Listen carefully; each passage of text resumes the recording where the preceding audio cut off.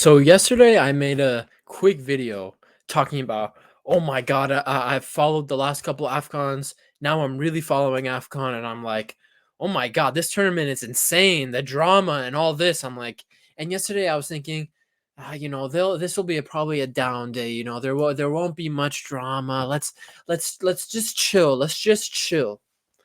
AFCON pulls up today, and they double the drama. AFCON double triples the fucking drama. Today was crazy. Today was absolutely crazy.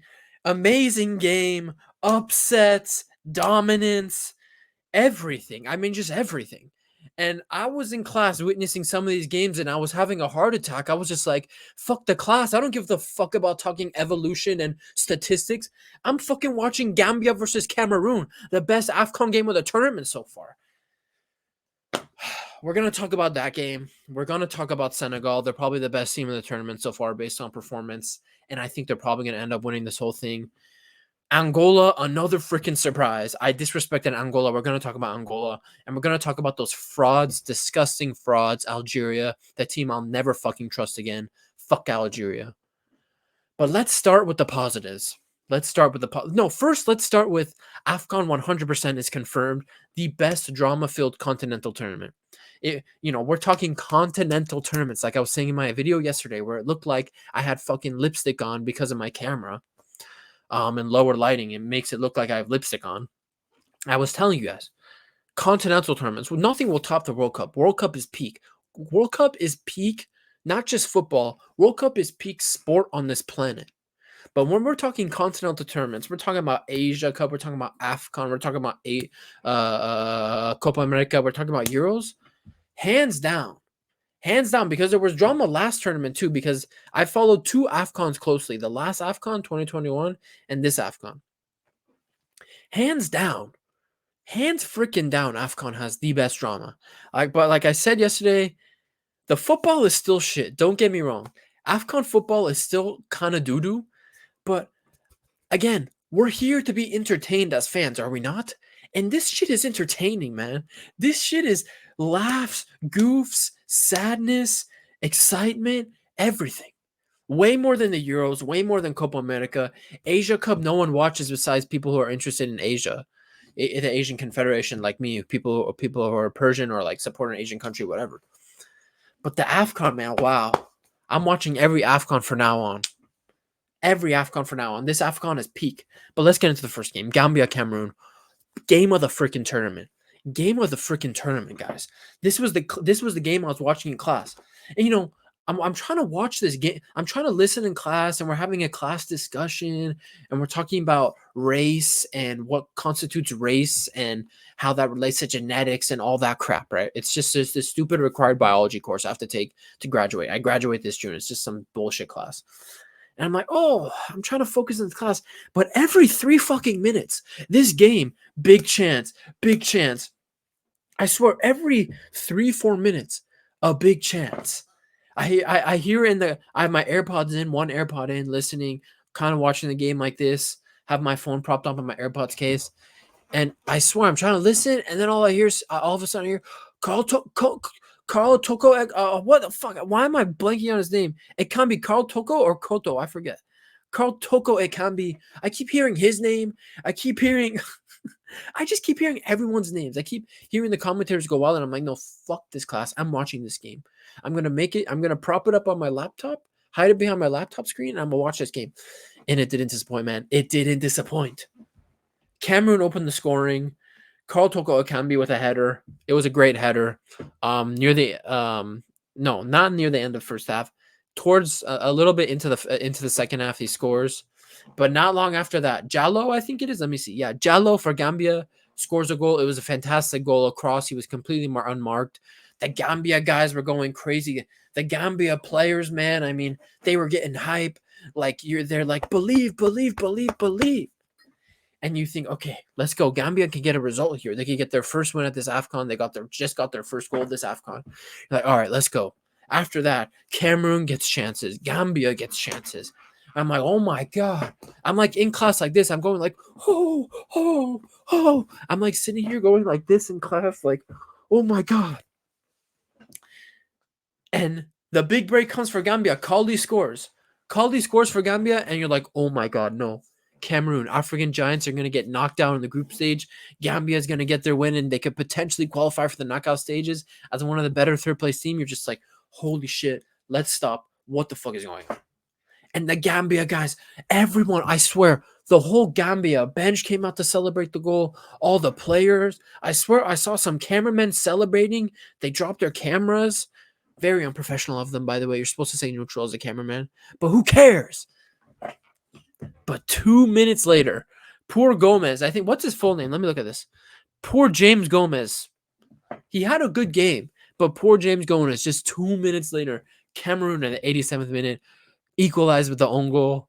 And guess what? The script wasn't done being finished. The AFCON gods weren't done finished writing the script because just 2 minutes later on a corner, what's his name? What's his first name? Wu? What was it? Christopher Wu with the header off the corner. Listen, I'm not an AFCON expert. I don't remember all these players' names. Just reminding you guys of that. Off the corner, he scores, and it's just pandemonium. Cameroon now wins. The bench is running 3-2. Cameroon survives. They're going into the knockout stages. No upset.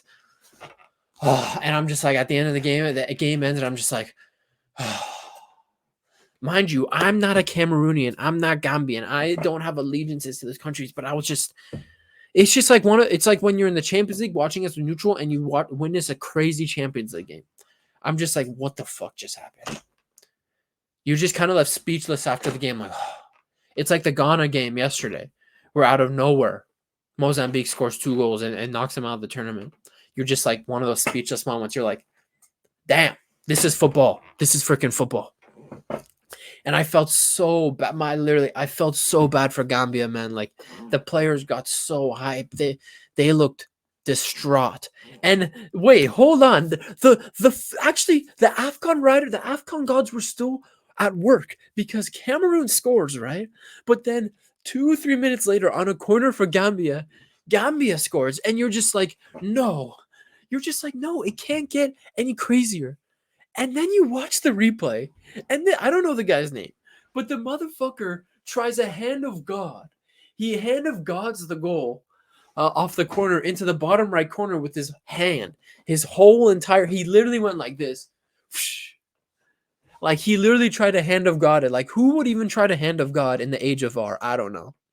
But hey, when it's the last minute of the game and you're fighting for survival, desperate people and desperate times call for desperate measures.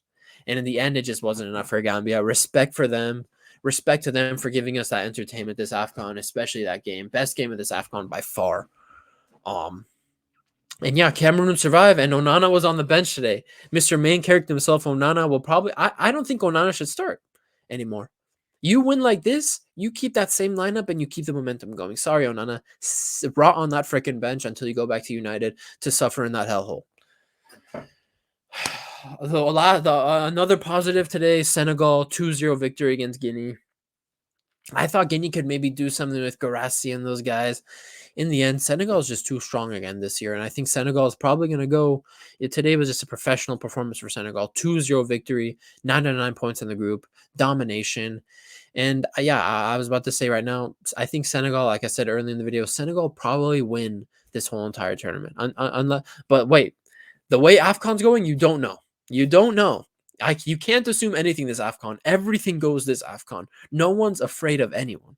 But if there's a team to be afraid of and to respect, it's Senegal. They're playing fantastic. They're finishing games off professionally, not making stupid errors, and they're scoring goals. So Senegal's looking scary. And another surprise of the AFCON, Equatorial Guinea tops their group. Cape Verde tops their group, and guess what? Wait, no. Angola topped their group, right? Angola tops their group. 7 points. Burkina Faso on 4 points in second. Mauritania third. And we'll get to those bums, Algeria, who finished fourth in Group D. Angola, man. I didn't disrespect Angola in the group predictions video. In my group stage predictions video, I said Angola is a team that is extremely hard to beat. You look at their record coming into this tournament, and teams, it was like almost all draws, a couple wins, and like 1 loss. Angola is a very hard team to beat. I said that in my group stage predictions. I didn't underestimate them. But I thought Angola would just get a bunch. I thought Angola would go and like maybe draw all 3 of their games and finish third place. That's why I'm pretty sure I predicted them to finish third in this group in my predictions video for the groups, for the AFCON groups. But I did not expect them to be able to put away the goals like they have this tournament, and they end the tournament with 7. They end the group stage with 7 points, 2 wins and a draw. The draw was against Algeria, I'm pretty sure, right? The draw was against Algeria. Amazing, amazing, amazing. I didn't expect them to be able to put those goals away because they're tough to beat. Angola, let's hold on. Angola might do something in the knockout stages because they're tough to beat and they're scoring goals. I thought they'd struggle because they're tough to beat and they weren't scoring goals before the tournament. Now they're tough to score on and beat, and they're scoring the goals. We're gonna have to watch out for AFCON. We're gonna have to watch out for Angola in the knockout stages. I would fear Angola if I'm one of the bigger teams drawing Angola. I would fear them. I would take them 100% seriously. These guys are no bums. I said that in the predictions video, though. These guards aren't bums, and they can surprise. I said I'm going to predict them to be third place, but I wouldn't be surprised if they can top the group or get second, if they put some goals in the back of the net, which they have. And let's end the video on the bad note. Let's end the video. No, it's a good/bad note. Mauritania. Why can't I say it? Mauritania. Am I pronouncing that right? Mauritania. They get their first ever AFCON win against big boys in Algeria. Historic moment for them, adding to the drama of AFCON. Shout out to them. And this was another dramatic moment because Mauritania beats Algeria, and Algeria go out 2 AFCONs in a row in the group stage. The 2019 winners, Algeria. Who would have thought in the next 2 AFCONs, these guys would get grouped? Last AFCON, they got grouped. This AFCON, they got grouped. In both times, they were embarrassing. Algeria really was embarrassing. It's not like they unluckily got grouped and they missed a bunch of chances. Algeria was just straight trash, bro. Straight horse shit.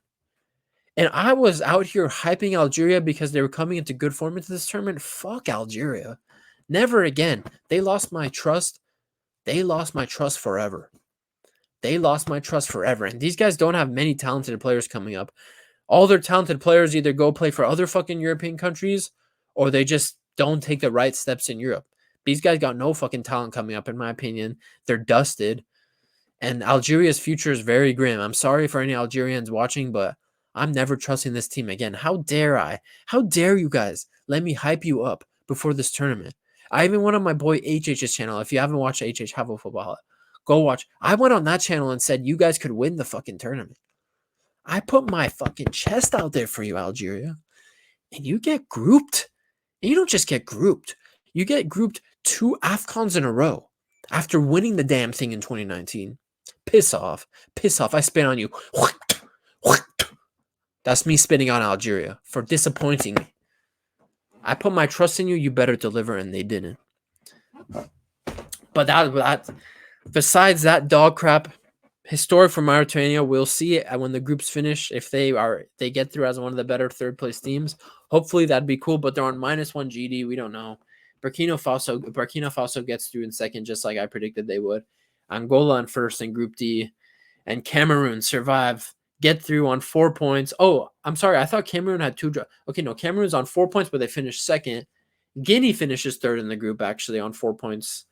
Worst goal difference too. So more AFCON drama today. I thought I'd hop on here and talk about it. I don't know if I could handle more AFCON drama tomorrow. The groups end tomorrow.